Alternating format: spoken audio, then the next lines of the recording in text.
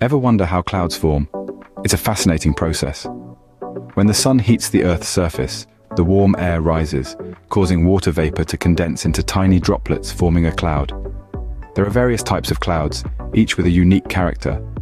Cumulus clouds are fluffy and white, often appearing on sunny days. Stratus clouds blanket the sky in grey, typically on overcast days.